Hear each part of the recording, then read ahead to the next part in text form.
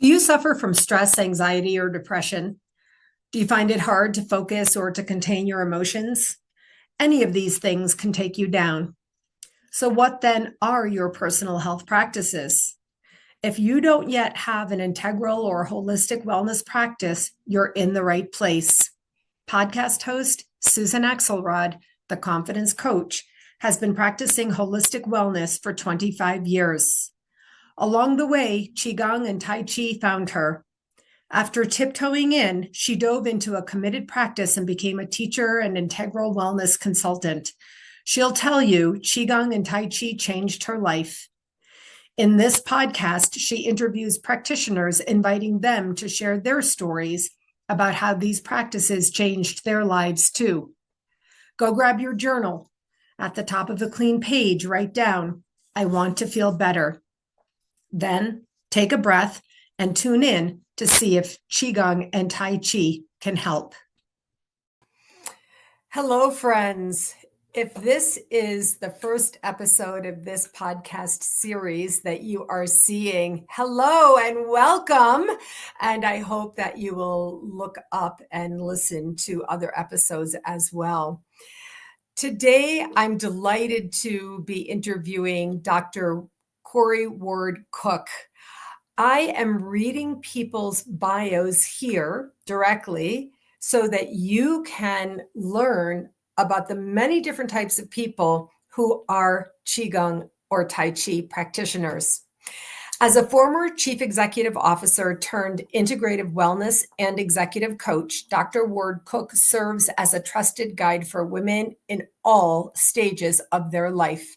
Her whole person coaching is grounded in somatic, meditative movement practices of Qigong and Tai Chi, along with other daily health and healing practices. The women she coaches create their own personalized self-care plan that focuses on harnessing and harmonizing their own internal energy. Dr. Ward-Cook's mission is to support women as they navigate life's inevitable changes with greater effortless flow. Her vision is for women to become, wait for it, the chief energy officer of their life while showing up as an extraordinary leader for others. Wow, I love that. You know, Kory, I love becoming the chief energy officer of your life. Hello and welcome. Good to see you. Thank you so much, Susan, for the invitation. I'm very excited to share my journey so far. And I say so far because we're always learning and growing. With using this wonderful practice of meditative movement. And every day I actually get more immersed in it and I see applications for it. So I'm excited to talk about my journey. Well, yes, go ahead. Yes. Tell us, let's just get right into it. What is the story of how Qigong or Tai Chi changed your life? Well, it did in many ways, but I'm going to focus on a couple things that really were impactful for me. And when I was the chief executive officer of the National Certification Commission for Acupuncture and Oriental Medicine, I did a practice called Remembrance, and it's very similar. It's very meditative, but it was all about getting your heart open and going back to your inner wisdom. And it was a wonderful practice. I learned that from a gentleman who is the CEO of Lionheart Leadership. And I did later on a master's certificate program, year-long program with him. I was so into it. And I found that when I was in a leadership position, there was a lot of navigation to do. And what sort of came to me naturally, but I used these movements was, and the philosophy and the principles of Tai Chi and Qigong to get your body, mind, and spirit connected and realize that you want to show up like that for the people you're serving. That's like your constituents. You want to use that for your staff or that you're leading.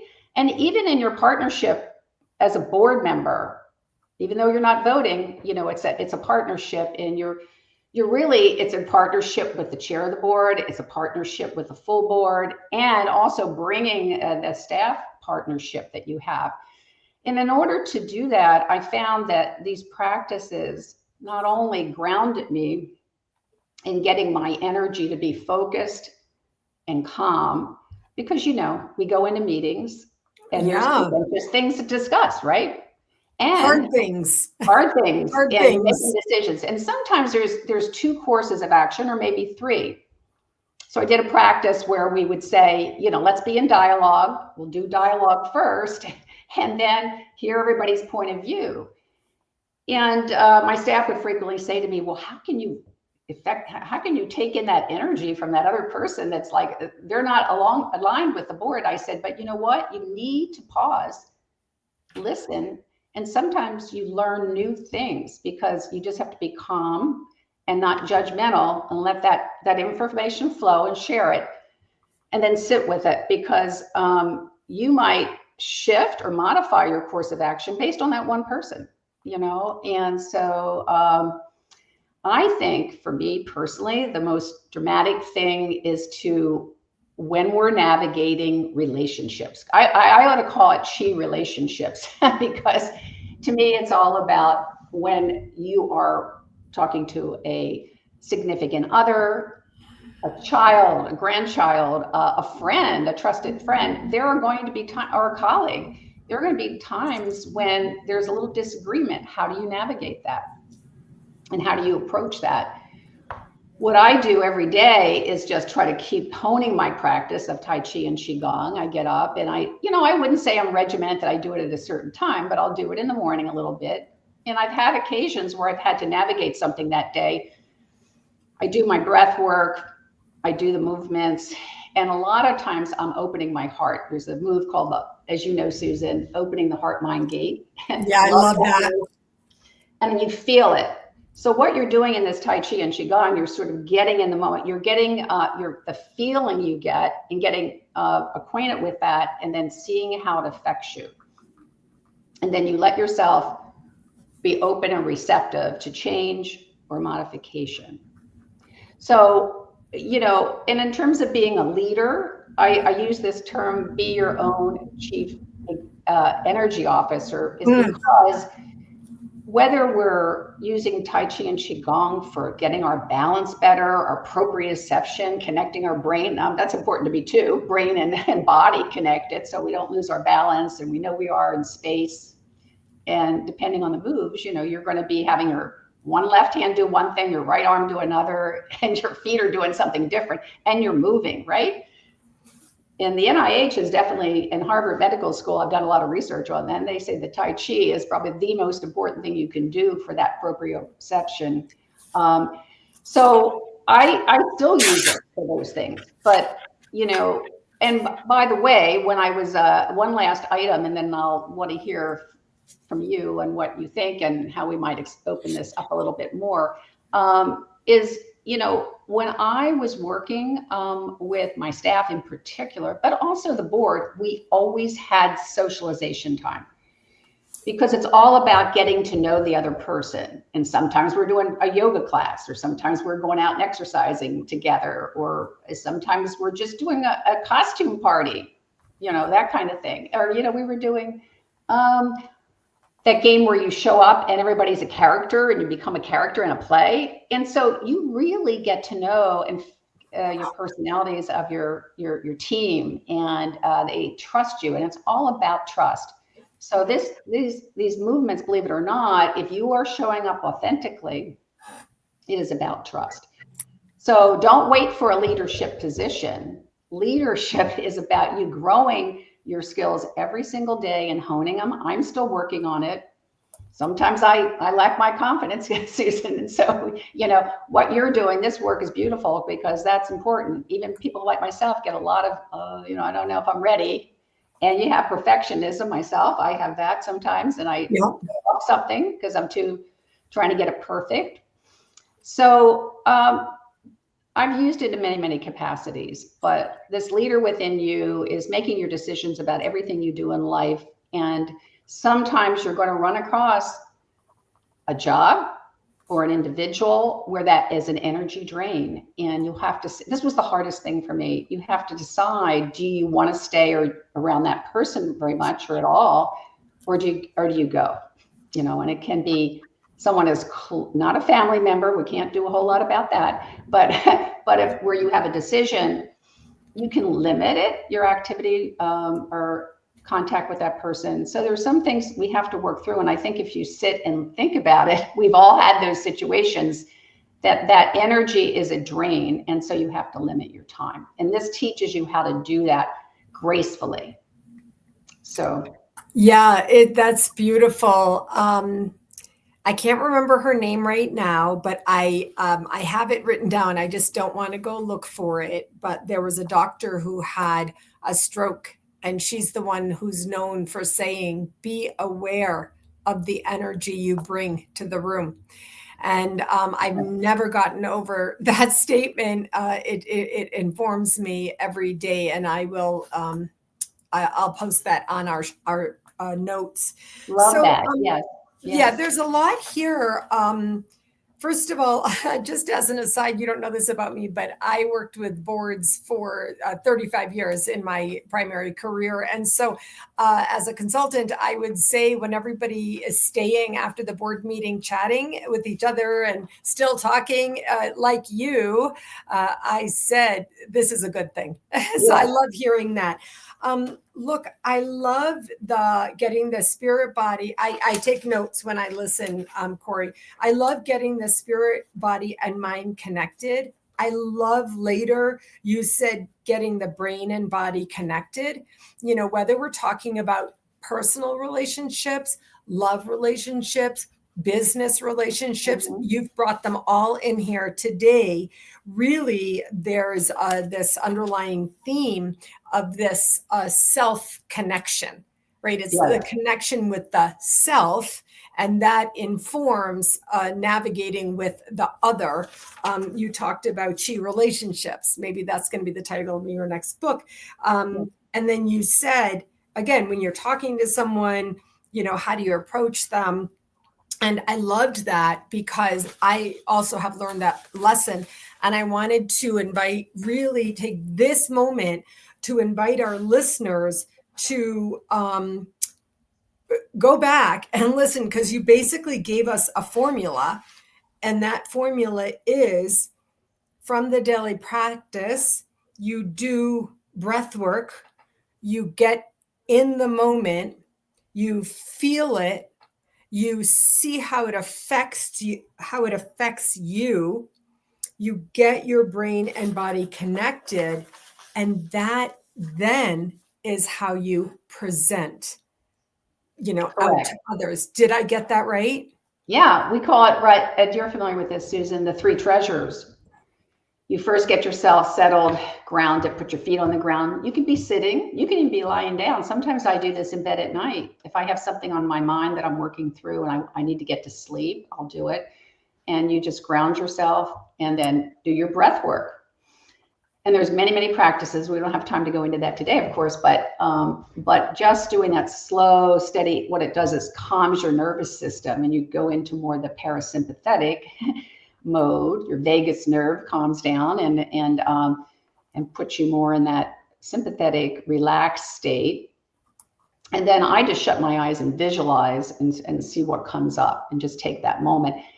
If it's in the morning, I may do that too, but then I'm moving. I actually do Qigong and in bed, where, you're tapping your feet, a lot of tapping. I do my chest and my feet, my hands. Yeah. And I had a little bit of tendonitis for a couple months, and I used that, and it actually did help. It really helped, even maybe more than the PT. But I used it every single day, and it really, really helped. So what we're doing is opening up those channels. And when you open up your meridian channels, which are where all the acupuncture points are located, you're connecting all your tissues, all your cells, and it's flowing. And so that's why I talk about effortless flow. We let go of what we can't serve. And this is not just stuckness in terms of a physical, like showing up as arthritis or joint stiffness or whatever. We get that too, but it's also emotional. Right? We get emotional blockages and we can't let go of something. Another practice we did, 7 precious gestures, where you kind of go through that. And those emotions and intention of thinking about what do I need to let go of, and then doing the movements that mirror that, that's just impactful, right? So what I love what's happening here is you're teaching Qigong in real time. You're you're taking your precious gesture and you're letting it go, right? Yeah, exactly. And what's so good about this is that I want our listeners who are not watching this, but they're listening while they're walking, to note that Kory, when she just said you're taking something and letting it go, she grabbed it between her hands as if she was holding onto the thing, and then she moved her arms off to the side and opened them and let it go. And this is really, truly Qigong. I mean, you are teaching us. I know that you're a teacher. I know you're starting up sessions again soon, and you're teaching us in real time how this special modality can truly change your life. This again, talking about the three treasures, our favorite, and grounding yourself, getting grounded, starting with the breath work, getting grounded. Of course, you taught us today something that's very important. Kory, someone who might be in a more depressive state is not going to bound out of their chair or out of bed. They're going to be sitting, and may be hard for them. And you said to us today, you can ground yourself. You can use your breath to ground yourself. You can shut your eyes. You can visualize and see what comes up. Or also, you can implant something that you want to see in that moment. It works both ways. You can release, about that. You can call in, and then you said you can open the meridian channels. You talked about tapping. One of the buckets of Qigong is called self-massage. And so sometimes we tap. This is something also I learned. Kory and I met through the Institute of Integral Qigong and Tai Chi under the direction of Dr. Roger Yanka. And that's where I started learning this. One question I did want to ask you was, when did you get into this? How long have you been doing it? I don't have a sense of that. It sounds like it was a long time. Well, yeah, I was exposed to it as a, let's say, a person of interest when I was the CEO of NCCOM. And I would, when there was an opportunity where there were classes, I would go. One of the things that was difficult for me, though, a lot of times it was a very choreographed program, and people had been going, and I would jump in, and then I'd be behind, and I didn't get the principles. You mentioned the Institute of Integral Tai Chi and Qigong. That's where I've made significant changes. It opened up a whole new world for me. So I was exposed to it, but it wasn't until I retired, R-E-T-I-R-E-D, retired, and reformed, kind of repositioned my life and what my purpose was. I started taking the classes, and my first one was Tai Chi Easy with the Healer Within. And that did it for me. Once I did that, I was off and running. And I remember Roger, the founder of the Institute of Integral Tai Chi and Qigong, saying to me back in 2005, Kory, this is a growing modality. It's going to be taking hold. I'd love to see you be part of this. Well, it took me a while to get there. But like you, and that's how we've met, is being students of those wonderful level 1 and level 2 teacher trainings. And it's so principle based that anybody can do it. And I love that about it. And that's where I've really grown. Totally agree. I have that's totally agree. I love that you're referring to the principles. I'm realizing now in my introductory episode of this podcast, I am going to actually put the principles down in the show notes, because you just told us, once you learn these simple principles, you said anyone can do it. And that really is true, because we teach that you can do it. You just told us you do it in bed, you can do it in a chair, etc. We have just about a minute left. I want to say thank you so much for taking the time today. Where can people find you if they want to look you up and follow you? Because you have a very important orientation to your particular teaching through a leadership lens. Where can they find you? Yeah, thanks for that, Susan. I think the easiest way is to find me on LinkedIn because I do monitor that, and I find that it's easy to communicate. And then if I need to give you my telephone number or email to have a further conversation, I'm happy to do that. And so I would welcome that. I do have other, like Instagram and so forth, but I think that's the easiest way. Let's Good. put So that. we'll put your LinkedIn connection in the show notes so people can have access to you. They can follow you. They can read what you're speaking about. And I urge people, especially leaders. There's been a lot here today, and I'll be writing about that in the show notes from like a leader lens, from a leader point of view. Yeah. I did hear you say that you can grow yourself as a leader, but frankly, you attained the C-suite. So it does. Yeah. It's important that you're talking about this from that perspective, and I appreciate it. Okay, Kory, well, until next time, you can be sure I will stay tuned. Thank you so much. It was a privilege and a pleasure. I really have enjoyed the conversation. I see it as a conversation, and let's continue the conversation. We will indeed. I know that we will. Okay, take good care, and I'll see you again soon. Bye-bye.